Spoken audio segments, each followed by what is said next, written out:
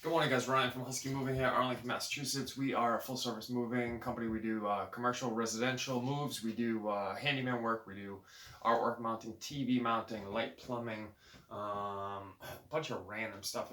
If it involves a house, we try to get it done. I got about 15 minutes here before first job in the morning.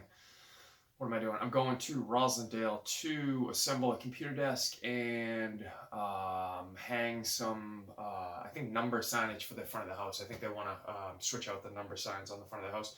So hopefully, knock on wood, relatively easy day because yesterday was a little bit of a challenge. We had a big move yesterday. We were in the rain all morning, which whatever it is, what it is.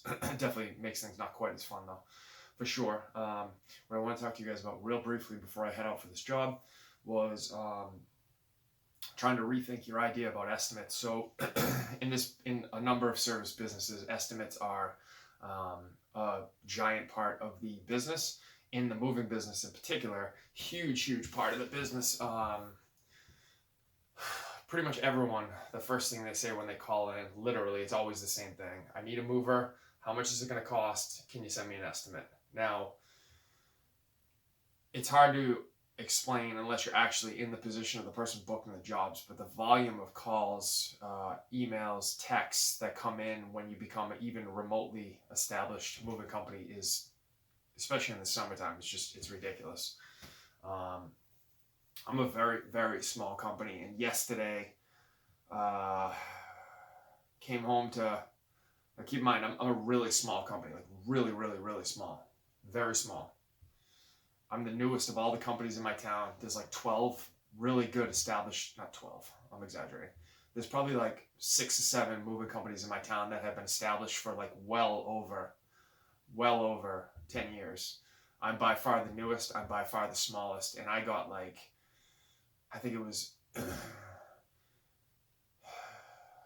yesterday, 8 voicemails I came home to, and that includes all the calls that doesn't include all the calls that came in that didn't leave a message because I specifically told them I'm only booking one-man jobs. So I put that in my message up. Right now, I'm only booking one-man jobs or jobs where the customer wants to be the second person. So if that applies to you, leave a message. If it doesn't, don't. 8 voicemails, probably realistically 35 calls. I haven't even gone through my emails yet, but I know we got at least 6 emails asking for jobs, and then probably got, I don't even know how many text messages. The volume of text messages last night was crazy. Probably like, I would say probably 15 people asking for jobs via text message yesterday. So that was just in one day. One day. And I'm a tiny company. So you can imagine what it must be like for the huge companies. The reason why I explain all this is because if you think about it logically from that point of view, if every one of those customers that calls, writes, texts in, says, hey, I want an estimate, it's impossible to do. You don't have the time in the week. I could do estimates all week long, and that's all I did, and I still wouldn't be able to get to all these people.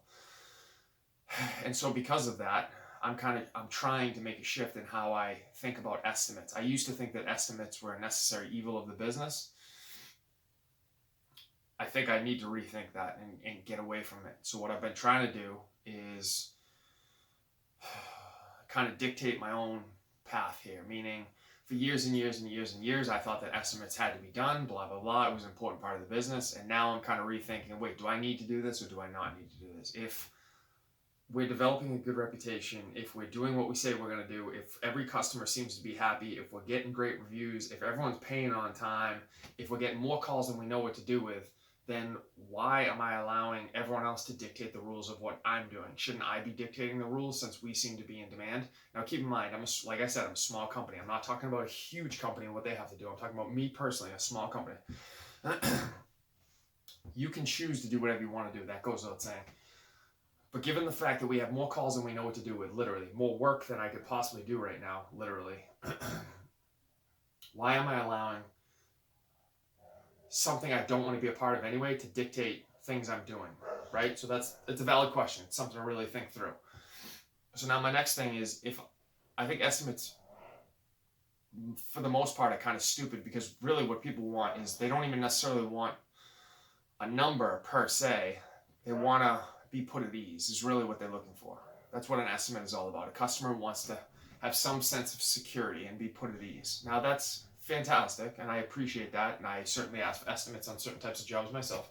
But the reality is, on any given situation, 99.9% of the time, when we're put in a situation where we are handcuffed by forces outside of our control, meaning a box from this room to the next room is pretty static. It's easy, right?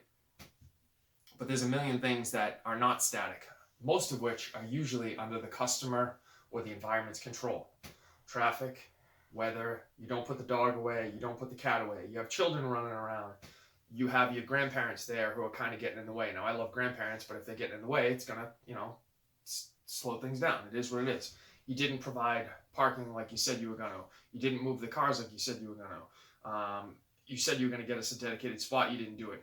You didn't talk to the front doorman like you said you were going to. All of these things and a million more can dictate how quickly I can go. Very few of them have anything to do that I can control. If I control everything to the best of my ability, right? That's all I can handle. But you need to control what you said you're going to handle. So if you don't control those things, then that puts the emphasis back on me. And if my estimate comes in higher than what I told you it was going to be because you didn't handle what you said you were going to handle, then that's out of my control. I can't do anything about that. So to a certain extent, it's a lose-lose for me. I'm not going to win in that situation. I'm only going to look poor. We can be vetted. You can look online. You can look at our reviews. I have hundreds upon hundreds upon hundreds of reviews that you can vet and read through every one of them, right? So you can vet me as a business. You can go online. You could talk to people throughout town. I can't vet you as a customer, okay? So to a certain extent, you can trust what you're reading is what you're going to get. I have no idea what I'm going to get when I show up to a customer's house. Absolutely no idea. I can't vet you in any way. I don't know who you are. I don't know if you're going to pay. I don't know if you're going to show up. I don't know if you're going to do the things you're going to do. And that's important. And the reason why it's important is because you already have a built-in sense of trust with us because you can vet us. I can't vet you, so I don't have a built-in sense of trust with you. So when you're telling me you're going to do things, I'm naturally skeptical because I have a 25-year history of people not doing what they said they're going to do for the most part. When you vet me, you can be less skeptical because you have this whole pattern of behavior that you can read about online, whether good or bad. And so because of that, you're asking for comfort from me. But if you think about it logically, if you take a step back and remove yourself from the situation, you're asking for comfort from me. If you look at it logically, shouldn't I be trying to get comfort about you, not vice versa? And so if you flip your thinking a little bit about that and you start to think about it logically, you start going, wait a minute, why am I providing all this? Why am I doing more? Shouldn't they be doing more? And so if you look at it from that point of view, then you start going, why do I need to put these people at ease by doing an estimate if it's taking up too much of my time I don't have anyway?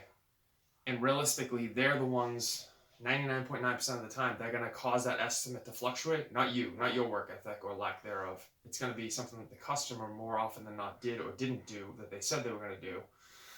So if that's the case, why are you putting yourself in this position where you can realistically only get harmed? You don't really get helped by estimates. It doesn't really do much. I mean, it certainly helps you book the job for sure because it puts people at ease, and I'm aware of that.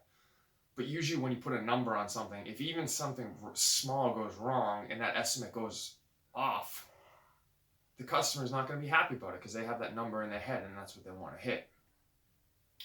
So rather than giving out these estimates, what I've been doing is a little bit different, and I'm aware I'm losing jobs of it, but I'm okay with it because it's actually really decreased my workload in terms of that kind of what I consider to be, I'm going to call it bullshit, but like, I know it's not bullshit. I know it's kind of important, but like in the big scheme of things, when it comes to either like lifting pianos or like writing numbers down on a piece of paper, you can understand from my point of view why the lifting piano seems to be like they're a lot more important than the writing numbers down on a piece of paper, right? Obviously. Try to get away from that. And the way that I've been doing it is just telling people like, listen, just being very honest with them. Like, listen, I don't have the manpower to be running around house to house right now to be doing estimates. Here's what we charge. And the way we charge, I understand why you might need an estimate and why you want that. And if that's something that you need, I would highly encourage you to go to another company that can provide that for you right now. Right now, I can't do it for you. So if that's something you need, no problem. Good luck. send. And a lot of people are like, yeah, I do need that. And then there's a ton more that are like, no, that's okay. I understand. I want to hire you. So if people are doing that and they're willing to sign on anyway, right, and I still have more calls than I know what to do with, then it becomes a question of, if all of these things are true, right, if I'm currently realistically not giving out like in-person estimates or even like video estimates, if I'm not doing that, I'm still getting more calls than I know what to do with. I still don't have the time in the day to do all the work that I could be doing if I wanted to. Then why am I then going to run around giving estimates to houses when I don't realistically need to, right? Makes sense. Now, if you want to, because you want to book certain jobs, or you want to book bigger jobs or smaller jobs, or you want to meet the customer, or you want to vet them, more power to you. I'm not telling you don't do it. I'm just telling you there's another path that you might want to think about potentially going down if you think that estimates are taking up a huge amount of your time, which most people in the service industry do. We oftentimes, if you watch videos from service people, they'll talk about how estimates become a huge part of their life, like driving around from house to house trying to book these jobs. And it just takes up a tremendous amount of time that you could be working. So if you have the ability to switch your mindset into, I could be doing jobs right now, as opposed to running around trying to book jobs, something to consider. It's almost like like when you're dating someone, if someone's like really difficult to date, like it's really difficult and everything's a challenge, if there's an easier option that's not going to give you a hard time and it's just going to be like really easy to deal with, you'd be kind of a fool not to deal with the easier option, right? Like, why would you keep beating your head against the wall with a harder option that's constantly giving you a hard time, right? And this is like kind of my mentality of where I'm going. Like, if there's an easier route here and I can dictate my own path, and hopefully you guys have the ability to dictate your own path too, then why would you take the more difficult road? Be willing to rethink like industry norms of what people find to be like necessary and create your own path, hopefully. All right, guys, thanks for listening. I got to run. I got to get to this job. If you want to get my contact information, it is at the back end of the video, email, address, and website. Thank you for listening. And if you found any value whatsoever in this, like and subscribe. Thank you.